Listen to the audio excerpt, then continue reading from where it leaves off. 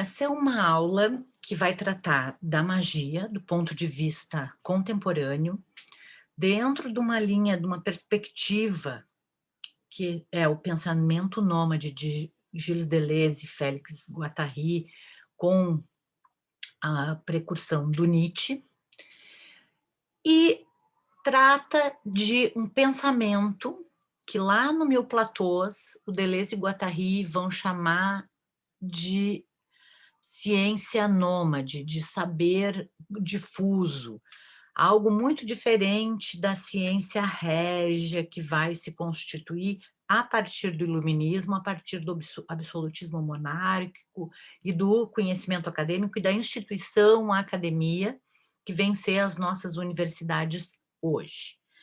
É uma aula que envolve a leitura de um texto chamado Saberes Mágicos da Modernidade, que eu publiquei na revista Teias, da UERJ, e traz algumas pistas para pesquisas iniciais em torno da magia, em torno da bruxaria deleuziana e práticas tecno-xamânicas no campo das artes visuais. Então, nós vamos começar a partir de alguns princípios que estão sendo estabelecidos com a esquizoanálise, com estudos de antropólogos, né, como Marcel Mauss, o Roger Bastide e um texto, A Teoria das Religiões, do Georges Bataille, e isso sendo reconstruído, tá? Pensando o conceito de magia, o que vem a ser magia hoje, no contemporâneo. Isso envolve, genealogicamente, a partir de vários documentos históricos, um campo de saberes que se envolve com a compreensão de enigmas, nem sempre filosóficos, muitas vezes visuais. Envolve uma sabedoria arcana, arcano no sentido de mistério, de indecifrável, de atraduzível, de inaudito. Ou seja, algo que a racionalidade não consegue discernir nem compreender. Envolve os segredos da vida e da morte, as passagens, nascimentos, adoecimentos e mortes. E envolve, com a compreensão dos enigmas, a decifração daquilo que é invisível, como eu já falei também, inaudível, ou seja, não tem signo, não pode ser significado, é um saber assinalado, assignificante. Envolve também a lenda, a legenda, o livro do mundo, a história do mundo, o alfa e o ômega, o começo e o fim. Também se relaciona, especialmente pelos conceitos do Marcel Mauss, do encontro de similitudes, né, da sincronicidade que o Jung o Jung desenvolve o conceito de sincronicidade a partir de encontros, né, bem dentro da ética spinoziana. Então, tem esse encontro de similitudes, essa arte das simpatias e das relações que nós vamos explicar melhor aqui, que é o foco da aula. E, por fim, algo que está intrinsecamente ligado às artes visuais, que é a maravilha, né? Aquilo que nos maravilha, aquilo que nos produz um êxtase, especialmente visual ou musical também, né? Então, são forças pelas quais vem se operar esse plano híbrido, esses conhecimentos, né, marginais, de alguma forma, algumas vezes academicamente apócrifos, que é esse plano, né, esse novo caoide, ou um antigo caoide, que não foi pensado por Deleuze e Guattari, que é filosofia, que seria o caoide mágico. Então, eu vou começar, né, a partir desses princípios, entendendo que todo desenho mágico, todo desenho que vai participar de uma tradição ditermética, que veria, né, de Hermes, de Trimegisto, e aí tem uma série de fabulações sem documentações históricas, né, e há tentativas de retomar esta história desse tipo de documento, que vai se tornar ou crendice, mas são documentos e são esquemas cosmogônicos, esquemas para se entender o universo e o mundo. Então, esses discos, nós vamos ver na aula, são diagramas, são esquemas que organizam, né, todos os círculos e camadas que constituem o mundo. Então, esse pensamento por camadas, que está, né, na arqueologia discursiva do Michel Foucault, ele tem, né, uma estrutura visual muito antiga. Então, aqui é uma introdução ao conhecimento de 1442, fazendo um esquema ainda geocêntrico para o universo. Todas as referências aqui vão partir de uma tradição, até chegar no século XIX, de uma tradição e de documentos ingleses. Tá? Isso não é uma escolha tão aleatória, isso tem a ver porque os autores de língua inglesa e os documentos ingleses estão muito próximos ao Aby Warburg, ao Instituto Aby Warburg, e algumas documentações, né, que a gente vai encontrar ligadas a uma história da arte voltada para as relações contemporâneas e para uma acumulação de imagens e relações entre imagens, que foi o Aby Warburg que nos deixa como legado, né? Embora ele fosse alemão, enfim, né? E o que está em jogo nisso, se não entender sistemas de pensamento? Né? Não se chega a fazer uma história dos sistemas de pensamento, que é uma das disciplinas do Michel Foucault, mas sim entender um sistema de pensamento que muitas vezes é compreendido como errado ou como equivocado. Né? E por que esse pensamento vai se tornar historicamente estigmatizado? E como a esquizoanálise, especialmente, né, a cartografia esquizoanalítica ou a nomadologia deleuzo-guattariana vai resgatar um sistema de pensamento muito diferente dos sistemas de pensamento que o iluminismo e que a racionalidade clássica nos deixou. Então, para entender a relação que eles vão fazer com a imagem do mapa, né? E aqui eu trago o mapa de Posidônios, do século II, que remonta ao esquema, né, o desenho da Terra feito por Anaximandro, que o Mediterrâneo, que o centro da Terra é o Mediterrâneo, o mar Mediterrâneo, e que a Ásia Menor não tinha sido ainda nem descoberta por Alexandre. Então, esse aqui, né, embora já tivessem as conquistas, ele traz a Índia aqui para né, um canto, sendo que aqui o mundo terminaria no Monte Sinai, e até o século XV, o mundo acabava no Atlântico. O Atlântico era o fim do mundo, né? No ocidental, e aqui vocês já têm, né, toda a Ásia Menor, todas as conquistas, o caminho, a rota da seda até a China, enfim, a Índia já estava no mapa. Mesmo assim, o Mar Índico, né, está abaixo do Mediterrâneo, então já existe uma separação do Oriente com o Ocidente, que isso também, né, forma uma compreensão de mundo e forma uma compreensão cósmica para esses homens europeus que inventaram a magia. Não só homens, eles se apropriam, né, de um saber que era extremamente feminino. Mas a magia, como ela chega no século XX, ela é já patriarcalizada. Então, pensem que no século XVI, nos 1500, existe um novo mundo, de repente. Então, se existem marcos de transformação de pensamento, eles são imanentes, o pensamento é imanente ao que acontece materialmente, né, na matéria extensa da Terra. Então, vocês vão ter aqui 1502, o planisfério de Cantino, que já tem ali a borda de um novo mundo, e o Atlântico é um mar navegável e não aquilo que acaba, né? O mundo das Hespérides, né? Que queria acabar o mundo. Então, aqui, ó, o mapa que a gente encontra em Veneza, também, século XV, ainda sem o outro mundo, e aí começa a aparecer o planisfério, esse também do século XVI, que já tem todo o volume, né, do globo circunscrito, e já existem também as coordenadas de localização, as latitudes e as longitudes, de modo que os sistemas de navegação via esse domínio da circunferência, né, de toda a volta ao mundo, apesar ainda das dificuldades de se transpor um oceano Pacífico, já está delineada, né? E esse aqui é muito interessante porque ele forma esse mapa mundo do Fineu, ele abstrai, né, esse coração aqui, que acho que é uma representação.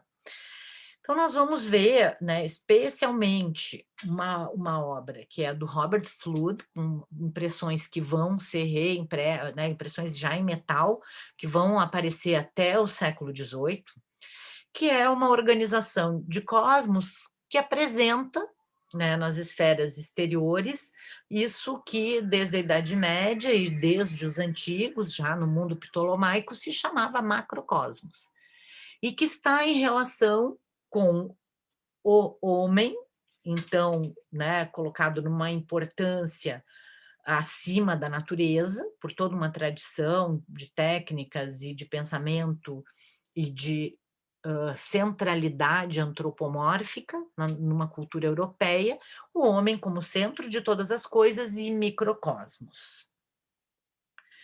O Flu também apresenta, né, a Anima Mundi, tá? Essa força feminina, que não pode ser ignorada, e aqui mostrando que entre o macrocosmos e o microcosmos, já, né, nos traços imanentistas que o pensamento do Renascimento vai desenvolver, ou seja, né, para existir essa relação entre o macrocosmos celestial e o microcosmos humano, tem que existir, né, essa natureza integradora. Então, pensar as estrelas e os astros, embora aqui a última esfera seja angelical e divina, aquilo que agrega as estrelas, então, o que nós vamos ter no Renascimento? Uma noção de que o astro e de que a estrela também é matéria. E aí há essa integradora, essa natureza integradora entre o céu e a terra. Né? Mas, ao mesmo tempo, é nesse momento do Renascimento que vai se entender que a imagem, né, é mágica, é imago, que a imagem vai produzir especularmente pela arte o próprio conhecimento, porque é um momento em que todo conhecimento é chamado arte. Então, são muitos desenhos, ou seja, desenhos são mnemotécnicas, técnicas de memorizar um esquema, um sistema, para se entender as relações entre a Terra e Deus, em todas as suas camadas celestiais, né? E aqui, inclusive, a água, a terra, com todas as relações entre todos os elementos, sendo que, por exemplo, no esquema do Flood, o centro da Terra é água, abaixo do fogo. Né? Então, e aí a esfera terrestre, os 7 planetas, né? E como se chegaria até o firmamento, e aí Deus estaria acima de tudo isto, nessas concepções renascentistas. Então, a obra do Flood, né, é uma relação uma metafísica, né, menor e maior, que é uma história do universo, fazendo uma relação com a técnica, a física, e isso tudo tem um quê, um quórum dentro dos seus tratados de um desenvolvimento, como qualquer conhecimento, de arte. Então, aqui nesse tratado primeiro, né, na seção segunda, da técnica do microcosmos, da história do microcosmos, que é a história do próprio corpo humano, com todos os seus humores e forças, a gente tem aqui algo que interessa para a pesquisa e para o conceito de magia, que é o divinatório, não só no sentido, vou adivinhar o futuro, não, a divinação enquanto conhecimento de algo muito maior do que o próprio homem no microcosmos e que permite que esse ser humano, imagem e semelhança do divino, conheça o seu destino através daquilo que já se entende como ciência piramidal, que é entender essas camadas e esses segredos da vida e da morte através, né, de um vórtice, de um pico, que é a energia da pirâmide, de algo que está em cima e de algo que vai vir para baixo, mas isso via selo de Salomão, né? A pirâmide tem a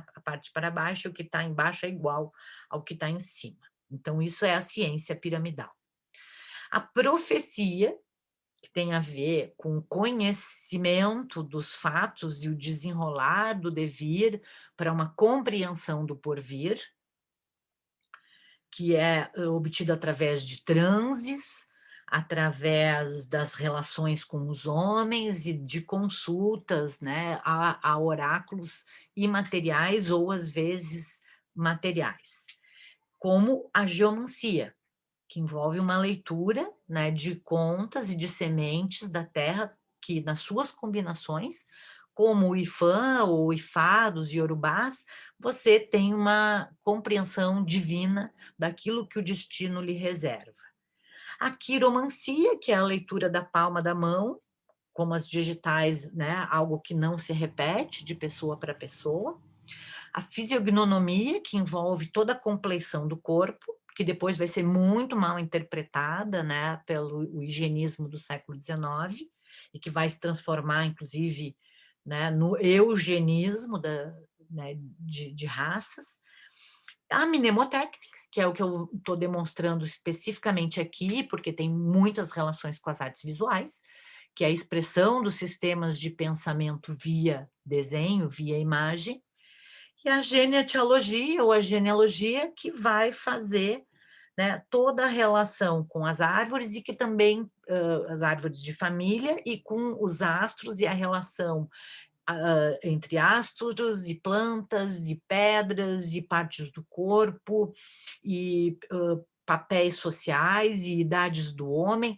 Então, essa genealogia, que a gente poderia entender como algo que estuda tanto os fílons, né, tudo que está entrelaçado e se combinando numa vida e numa pessoa e num destino. Tá? Seria isso, e isso também envolve toda a mnemotécnica que vai expressar em desenho, tá, essas relações entre céu, terra e todas as letras e símbolos e coisas da natureza.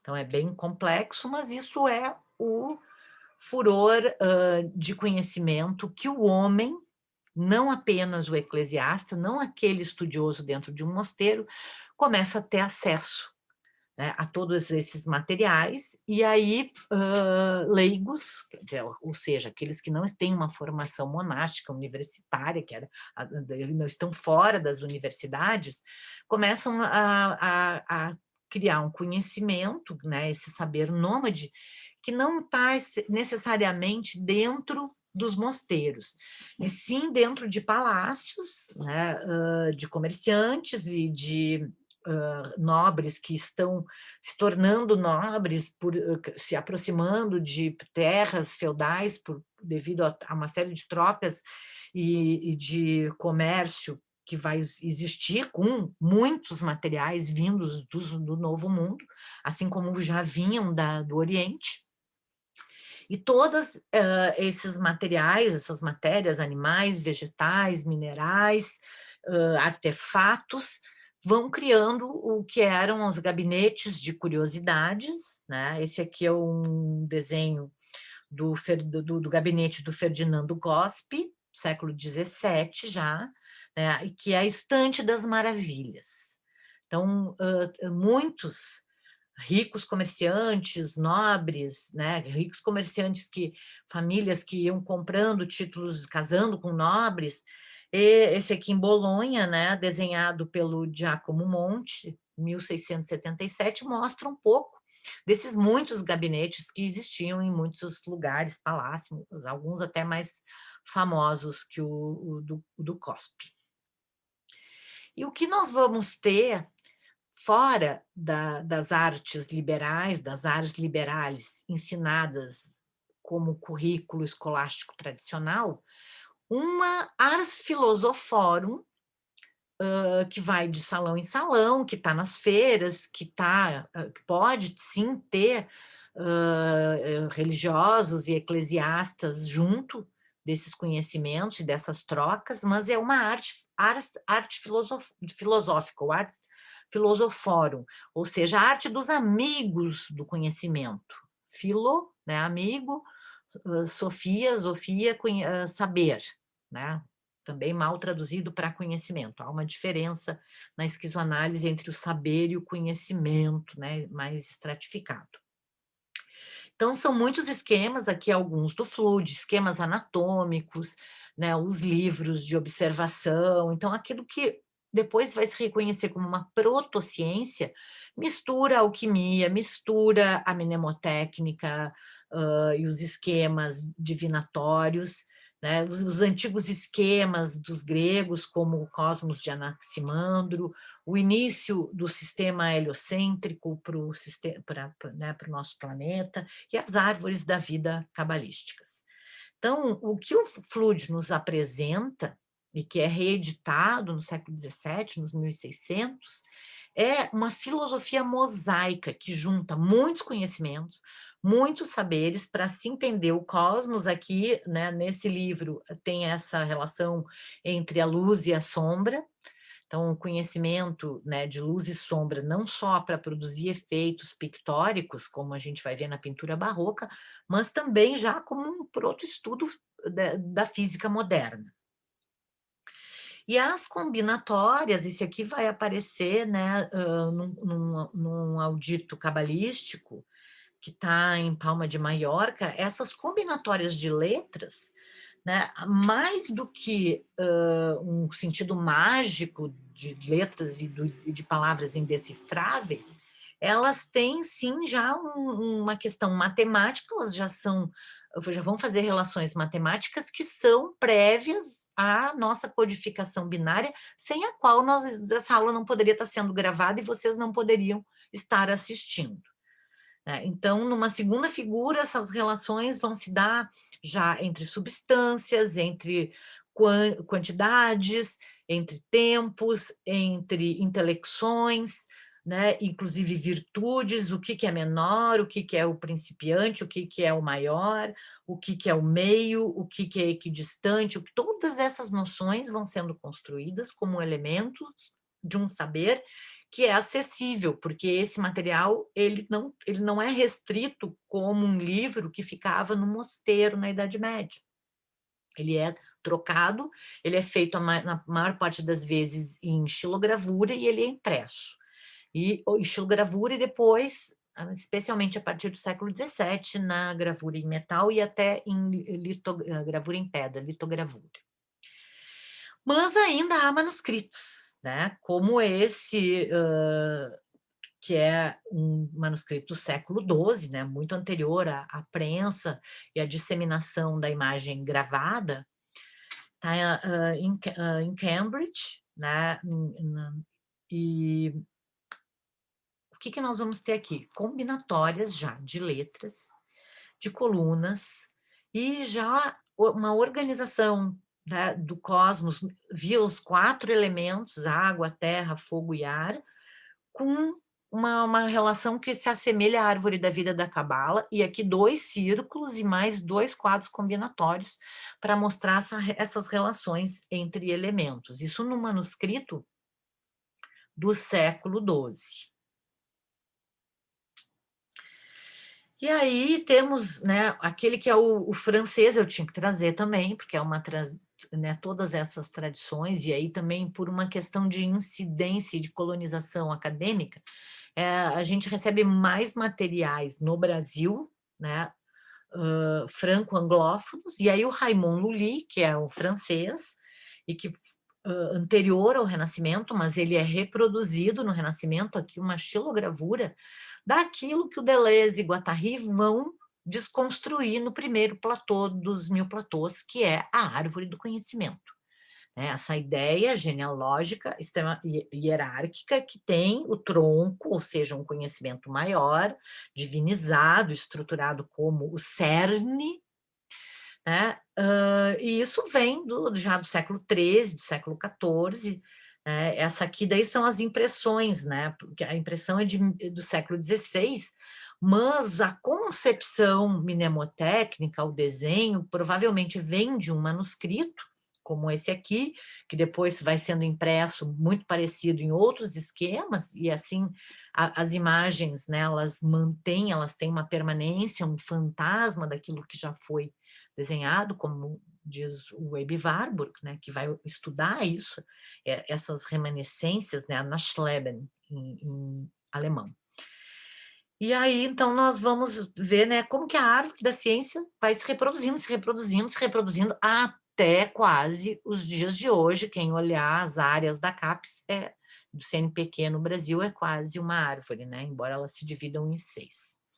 Então, aqui os esquemas combinatórios circulares do Raimundo Lee, né, numa obra de 1428, século XV, né, uma biblioteca alemã.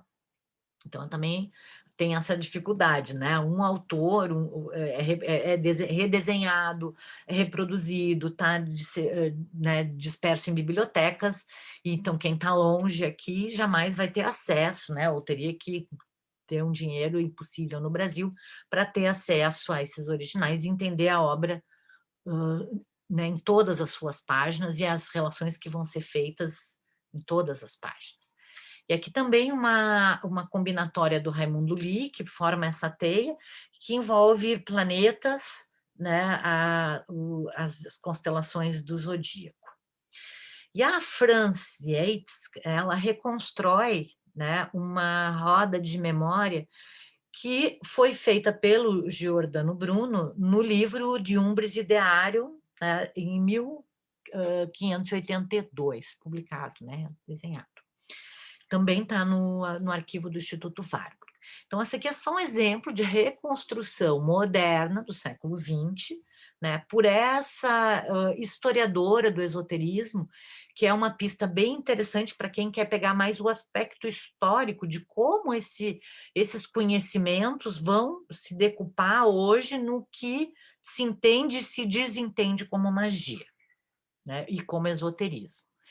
Esses esquemas, e aí um dos motivos, né, que tornam esse plano de pensamento e esse plano de conceitos e de figuras estéticas e personagens conceituais muito complexo e difícil e não fácil para os não iniciados, é que essas mnemotécnicas e sistemas cosmogônicos também serviram para os livros de moral, né, para as emblematas com lições de vida e máximas e ditados morais.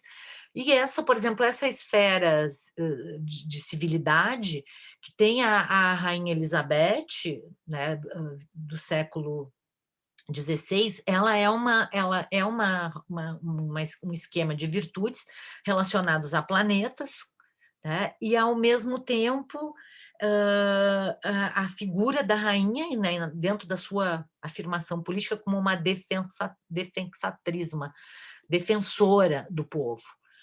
Ao mesmo tempo, aqui ela já tinha conquistado a França, já tinha, né, degolado a prima, já tinha conquistado terras, então ela afirma este poder pelas virtudes, né, e as suas relações com as estrelas e a confiança do povo. Então, essa é uma rainha na Inglaterra, embora a Inglaterra tenha uma decadência enorme nesse momento, economicamente, porque ela não era uma agência marítima como Portugal, Espanha e França.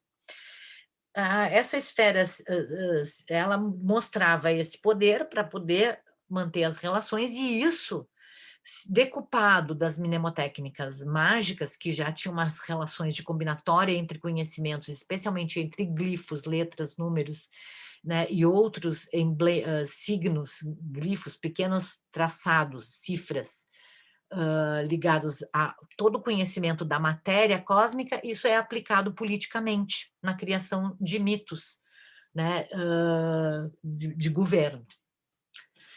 Então, nós vamos chegar no mundo barroco, depois desse tipo de distorção, que também vai ser algo que vai surgir no Renascimento, né, numa crise subjetiva muito grande, com embates religiosos, né, entre poderes eclesiásticos, como é a questão do protestantismo, a contra-reforma, a perseguição, então, das bruxas, que na verdade eram mulheres e eram conhecimentos domésticos, que são tomados como demoníacos, e isso é o século XVII, que é o século que as academias, né, e o conhecimento se institui dentro desses projetos de reinos, né, muito poderosos, muito colonizadores, exploratórios e, portanto, ricos, no sentido de estarem, né, vampirizando todos os recursos, né, de outras terras.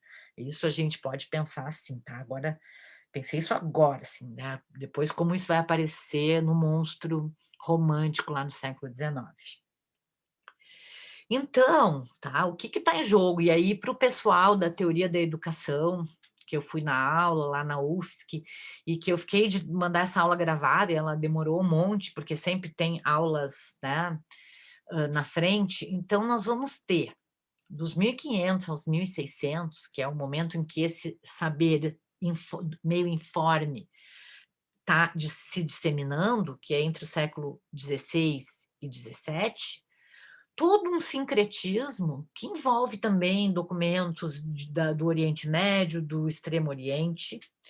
O que o Foucault vai dizer que há no livro As Palavras e as Coisas, que trata dessa disrupção para a Idade Clássica e que trata desse momento que na história da arte a gente chama maneirismo, né, que é o que eu começo a investigar na minha tese, faço toda uma relação, né, de se despir de qualquer método em prol desse maneirismo proto-barroco, né, de imitação, que vai trazer um enlouquecimento, uma distorção, uma disrupção para a imaginação que vinha muito estável desde o mundo antigo e que se reproduz na Idade Média, porque vai ter, além do material que vem dos outros mundos, toda uma disseminação da imagem e, ao mesmo tempo, uma distorção dessas imagens.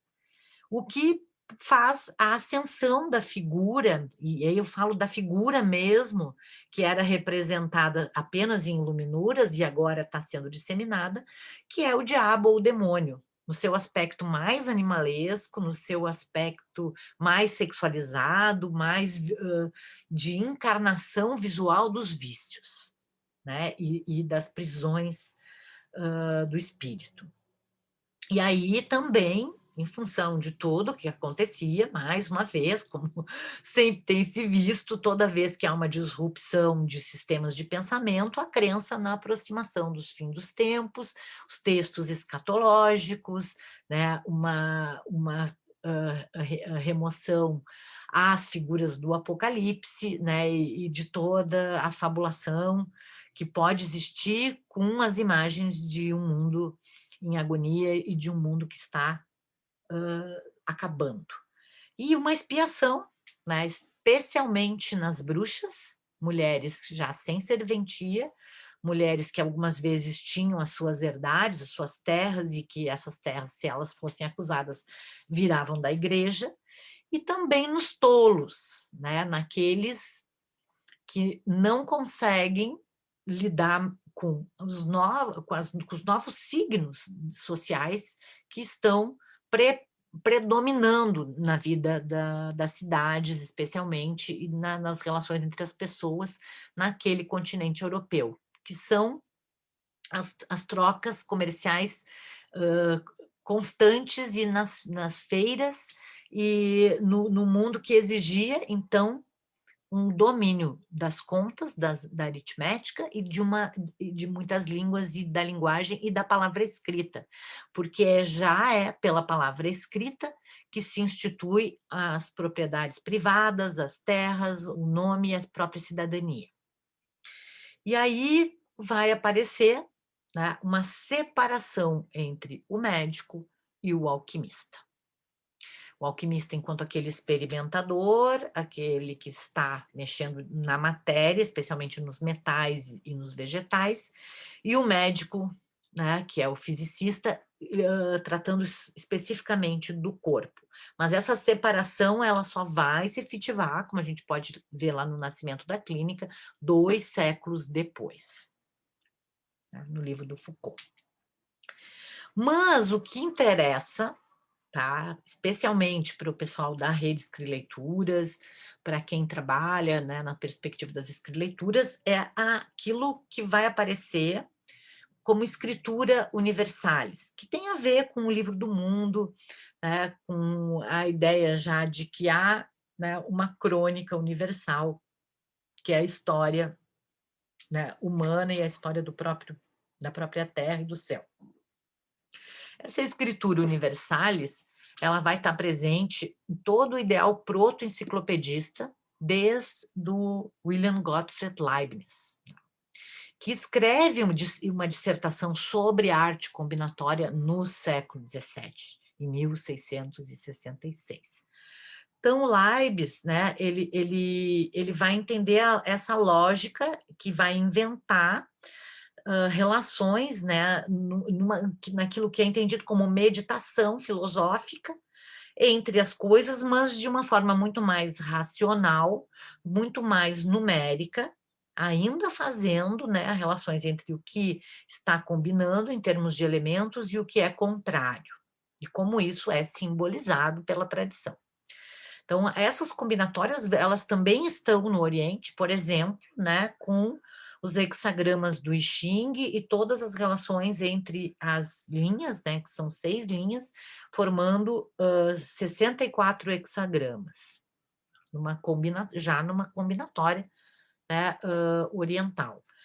E a lógica de uma invenção que faz relações entre variáveis, e números e letras, e aí começa, né, a produzir uma possibilidade de equações variáveis, e o Leibniz vai desenvolver essa lógica combinatória que vinha desde lá do fim da Idade Média, né, numa matemática muito mais abstrata, a partir de uma ideia filosófica, né, de procurar o mínimo, né, e a partir das variações. Aqui que está na biblioteca em Hannover, que é a biblioteca do Leibniz, a cidade do Leibniz é Hannover, vocês vão ver essas anotações dele já produzindo uma combinatória que é quase um algoritmo binário entre o 0 e o 1, para criar uma equação que, obviamente, eu, como professora de artes, eu não sei decifrar. Tá? Então, para chegar naquilo que é a derivada da diferença, que é o mínimo do mínimo do mínimo desse 0, ou seja, naquilo que já pressupõe uma molecularidade de uma quantia e de um número, e que chega naquilo que, para quem não entende, eu vou dizer isso aqui é uma invenção. Não, isso aqui tem toda uma lógica, toda uma decifração e todo um resultado matemático que eu, como professor de artes, não sei resolver e nem entendo. Mas é uma invenção. Assim como todas essas mnemotécnicas e esses sistemas cosmogônicos que abstraem uma observação da matéria, né? E que vão fazer uma separação, que já está lá no Robert Fludd, entre diferentes faculdades, né, que desde os 5 sentidos até o mundo imaginável que a mente produz, ou seja, a criação de imagens, que está ligada a um aprendizado, um mundo intelectivo ou espiritual, que envolve as compreensões né, de forças muito maiores do que aquilo que nós podemos imaginar, e ainda, né, todo um outro mundo mais para trás que envolve uma memória muito profunda e, inclusive, né, uma motivação e que ligaria todo o corpo, né, toda aquilo que vem já de outras forças além daquilo que é o espiritual, ou seja, do próprio devir da matéria, né, o sistema límbico. Então, como, né, a questão é como, através dessa separação de faculdades, todas o macrocosmos, né, ele está numa relação com uma metafísica menor, através de uma história das técnicas, né, que produzem essas divisões entre as aptidões e as faculdades do microcosmos humanos. Embora, né, ele vá entender de uma forma hierárquica, como ainda é todo, né, a moral renascentista, barroca, iluminista, até o século XIX, e até hoje a gente ainda, né, sofre da escada e dos valores graduais, ou seja, essa ideia de graduação, de subir a escada para atingir a luz e o divino. Então, qual é o problema da imagem da escada, do Stairway to Heaven? Tu começa com o corpo como algo mais básico, e isso coloca o corpo num status de primeiro degrau, para passar para a imaginação, para a razão, para o psicológico, o intelectual psicológico, para uma inteligência superior e para um verbo que é a própria palavra e a compreensão da palavra. Então, isso aqui é extremamente já cristianizado, né, esse esquema, e hierárquico. Então, há essa problematização que, ao mesmo tempo, se confunde, né, com muitas outras tentativas de ordenação e aquilo que, como cálculo diferencial, é iniciático e quase indecifrável para quem não pressupõe, né, das faculdades da razão e de uma inteligência combinatória superior. Então, a magia, o Foucault vai apresentar, especialmente no século XVI, como esse misto confuso que cabe a um historiador como Foucault, que trata da história dos sistemas de pensamento, em termos de identidade e de diferenças entre conceitos, entre as coisas e as palavras, e diferenças de medida e de ordem. Por que isso? E aí a questão de Foucault, e que se coloca especialmente no contemporâneo, é por que a idade clássica, por que se classificou e se hierarquizou determinadas coisas em determinados lugares? O que nos coloca dentro de um problema ético, né, que extrapola a figura do microcosmos, mas desloca o que até então é o antropoceno, ou seja, o homem como centro do universo microcosmos, como está nos tratados, né, na Ars Magna do Athanasius Kircher, para pensar o mundo de uma forma não antropocêntrica, né? Como a gente vai ver em muitos e muitos esquemas, inclusive até no movimento, nessas relações entre o corpo e o movimento cósmicos e o nome indecifrável de Deus. Então, aqui vários esquemas com a mitologia, né, dessa troca entre o microcosmos e o macrocosmos, tendo sempre essa centralidade antropomórfica e o homem. Né? Aquilo que o ocultista do século XIX, o Eliphas Levi, que escreve uma história da magia, já, né, uma ideia, mas muito romantizada, e escreve o Dogma e o Ritual de Alta Magia, no momento em que se cria a figura do mago. Né? No baralho de tarô, o prestidigitador, que é o feirante, lá da idade, que é aquele comerciante, que é o que dissemina e que tem um papel, né, nesse conhecimento de borda, nesse conhecimento de margem, via, né, conversa de feira e truque de feira, né, aquela tese que a gente brincou muito, eu e a professora Luciane Huberti, que era a pedagogia do bar, né, mas a gente podia chamar a pedagogia da feira. Aquilo se torna o mago. E quem é o mago? É uma figura romântica, tá? E que vai acontecer no século XX, mas ele é uma criação, né?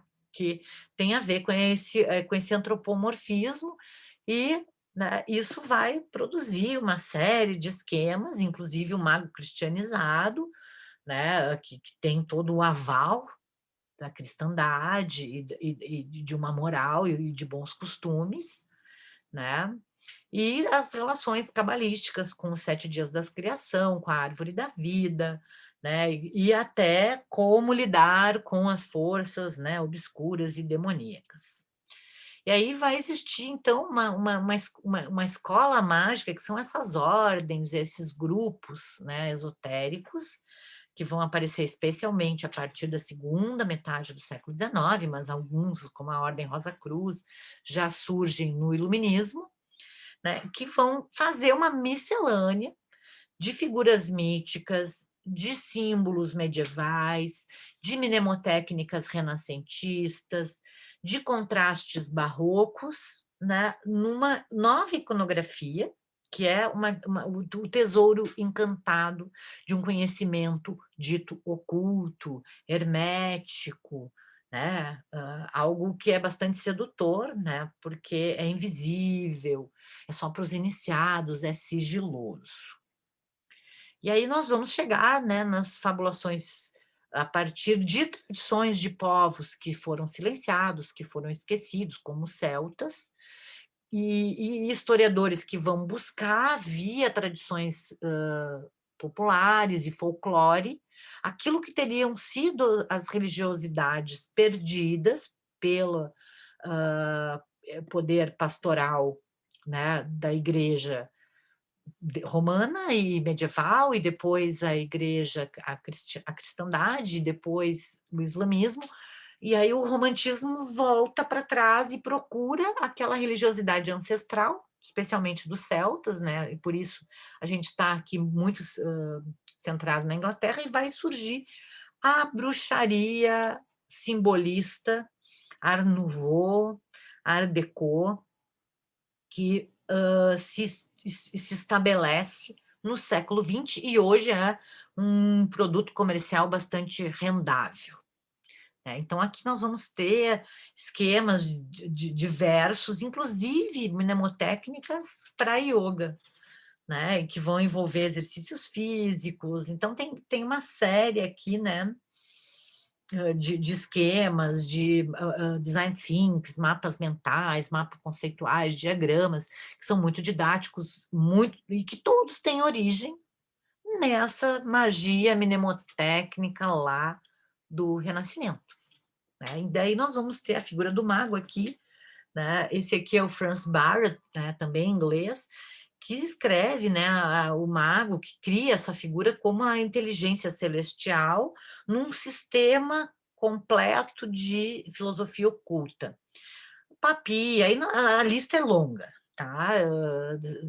Quem começar a pesquisar vai descobrir que desse período de decadência do iluminismo até o meio ali, até o romantismo começar a se tornar realista e virar realismo decadentista, enfim, né, que é a segunda metade do século XIX, nós vamos ter uma produção mistificadora em torno da magia, né. Então há uma criação racionalizada, extremamente requintada, de uma magia livresca, que é o ocultismo do século XIX, né, muito inspirado nos manuscritos e nesses compêndios dispersos do Renascimento.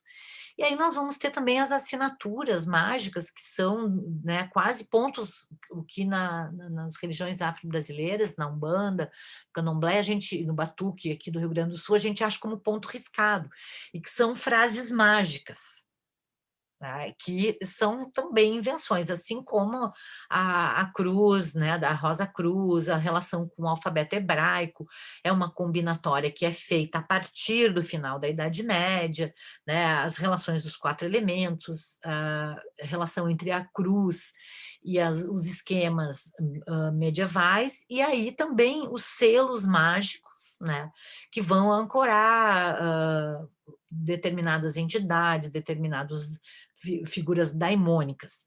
Então, eu vou gravar uma aula, que é a aula do seminário fragmentário, números, nomes e númenes, que eu estou dando com o professor Samuel e o professor Máximo, que é a aula do NUME.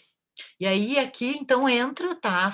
Eu faço um link com a aula do NUME, que a aula do NUME, ela vai trabalhar, e aqui seria as assinaturas, os pontos riscados, tá? Como um bandista, eu prefiro dizer ponto riscado, que são os selos desses servidores, desses ajudantes, desses deuses, desses barazinhos aqui, que os magos, né, ancoram via o desenho. E aí que nos interessa, né? A criação de desenhos, aqui a árvore da vida cabalística, assim como ela é vista hoje pelos ocultistas, né, nas suas divisões de esferas.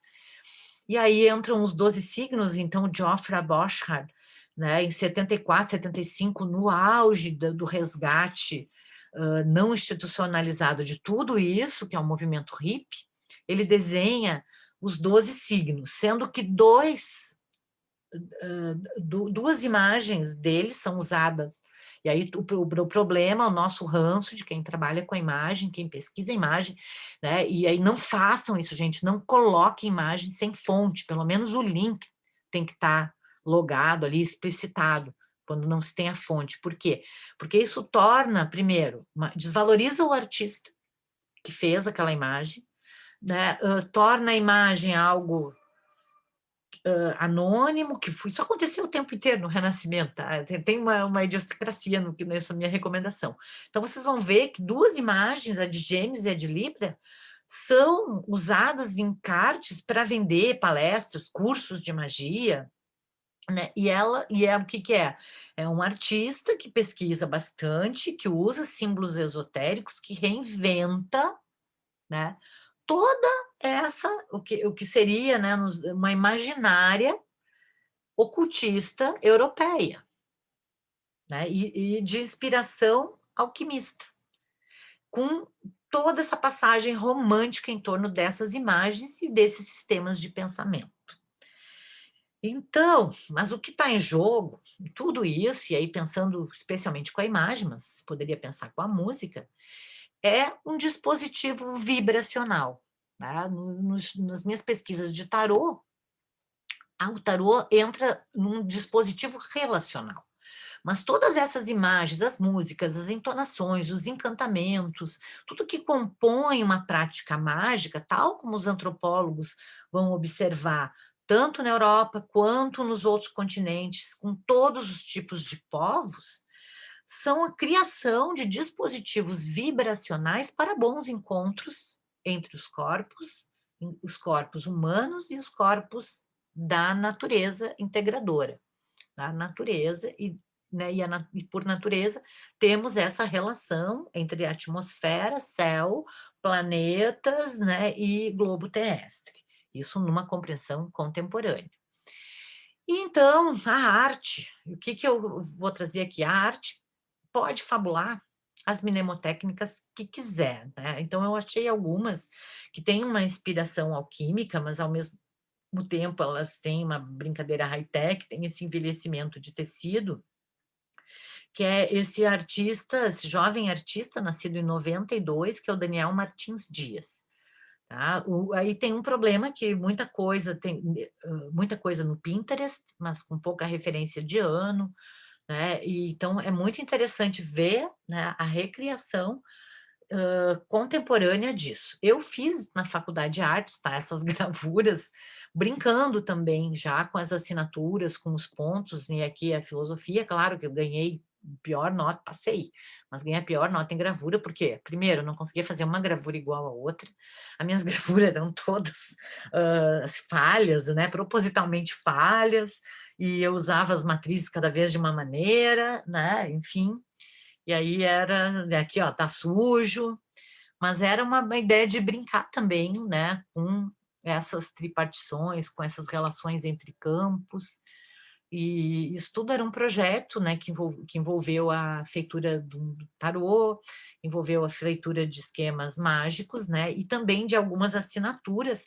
que, como todo ancoramento emblemático num talismã de um servidor, de um espírito auxiliar, de um daimon, de um anjo, de uma potestade, como vocês quiserem chamar, né, é o desenho de uma força de vontade que vai ancorar. E isso é, sem dúvida alguma, um tipo de arte. Né? E aí, brincando com essa multiplicidade de práticas e essa multiplicidade de traços que, né, com a esquizoanálise, são efetivamente assignificantes, como qualquer criação, né, e que pode ter muitas leituras, mas que necessariamente não tem que significar nem ancorar nada, simplesmente traçar um devir. Né? E esses aqui são traços que estão no livro, no texto Riscos e Ritmos, no livro Partituras do Silêncio, que o Lu Bedin, nosso parceiro, né, organizou.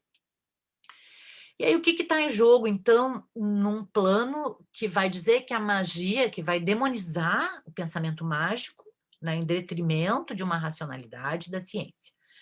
São guerras epistêmicas, que vêm desde a antiguidade, né, desde os gregos, e que envolvem aquilo que hoje, né, tenta-se ser desvalorizado no Brasil, mas que prepondera, que é o capital intelectual, porque ainda é o capital intelectual que vai produzir um novo mundo, né, que mantém a sociedade viva, que mantém uma grande saúde e que, de algum modo, produz dispositivos vibracionais que permitem que a nossa existência, com todos os seus perigos e ameaças, seja mágica e que vale a pena ser vivida.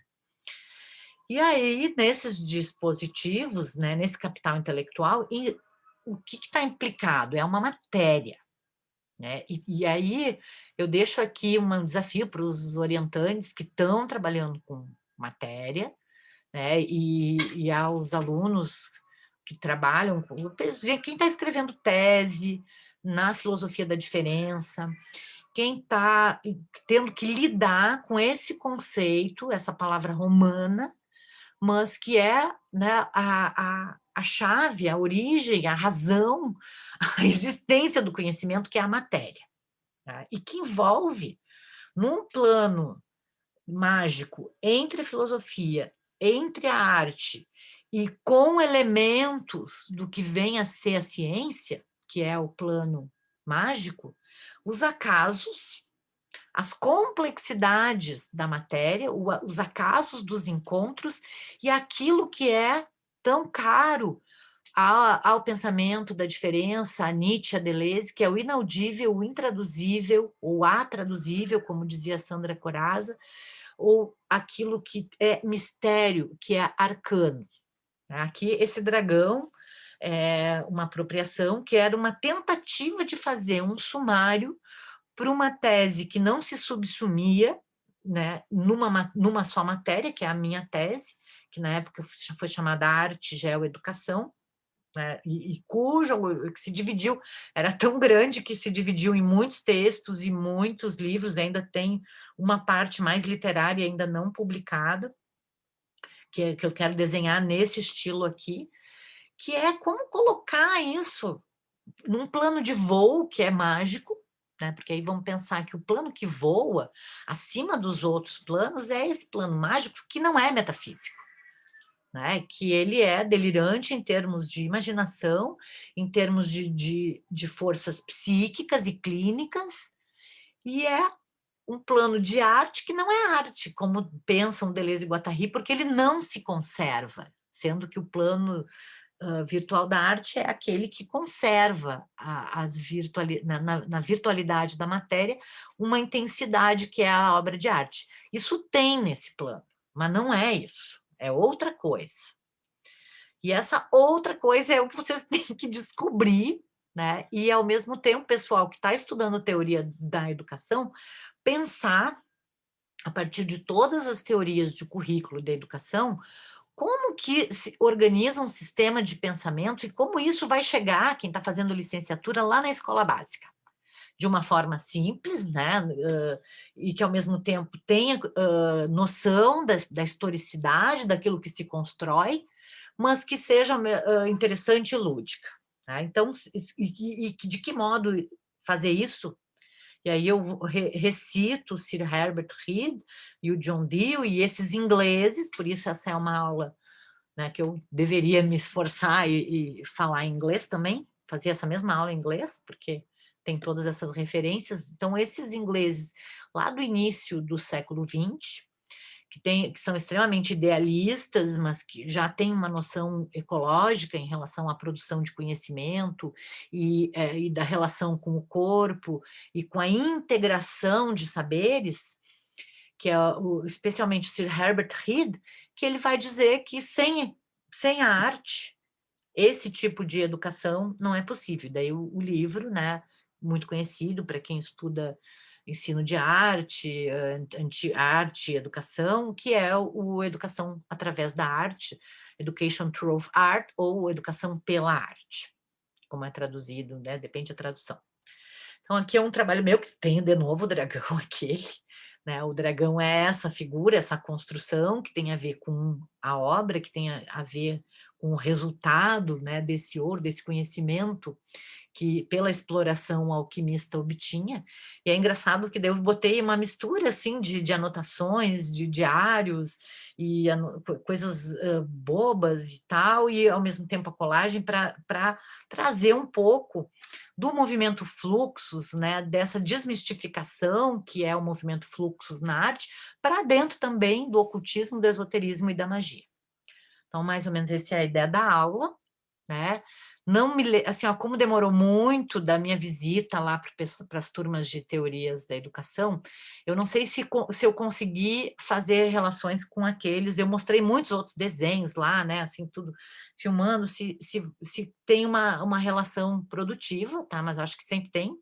Para o professor Gabriel Torelli, que me convidou, certamente tem, e ele que né, levou o texto Saberes Mágicos no início da modernidade para a sala de graduação, para entenderem essas combinatórias, né, e como se constituiu esse saber renascentista que está aqui hoje, que a gente faz combinatórias simplistas às vezes.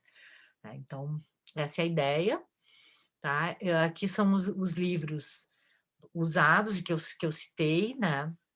Um pouco o projeto Leibniziano, o Alexandre Hobb, que é um livro da Taschen, que tem muitas das imagens que estão aqui, o esboço de uma teoria geral da magia, do Marcel Mauss, que faz esse compêndio de tudo que existe nas práticas e experiências mágicas, e os saberes mágicos no início da modernidade, que é o texto esse que eu mencionei, que faz parte da tese, que foi publicado separado, né? Que ele é o mais alquímico, é o que mais diz respeito a esse sistema de pensamento do século XVI. Muito obrigada.